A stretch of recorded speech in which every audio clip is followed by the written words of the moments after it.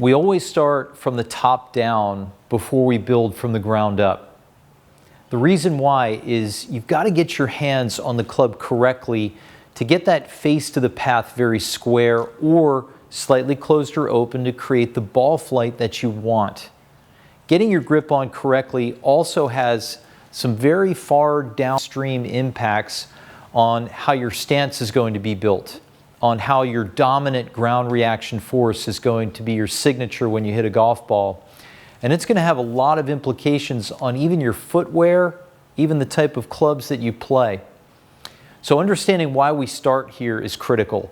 Getting a good grip that matches up to you is what we're after. From there, once we have a great connection on the club, we're going to build from the ground up and teach you how to use the ground for your best golf.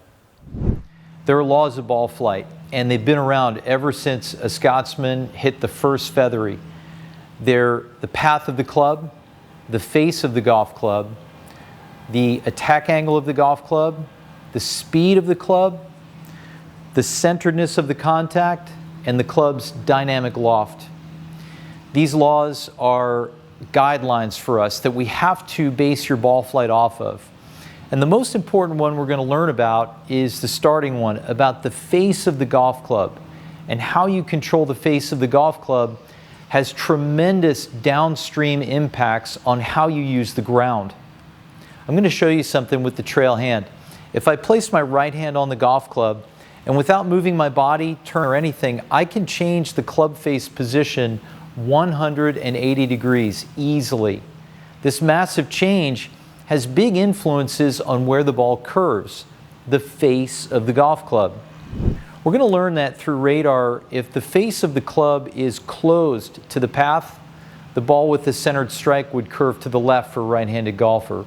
If it's open, it'll curve to the right. And these cause players a lot of issues. I see so many golfers come to me with the wrong grip structure, and they can identify all the swing faults that they have. Oh, I overswing, I chicken wing, I hang back. And the reality is that your grip has a lot to do with your ground force. So we're going to understand the laws of ball flight, and the face of the club relative to the path is the most important one that we're going to begin with, and help you understand how your hands go on the golf club to create a neutral club face.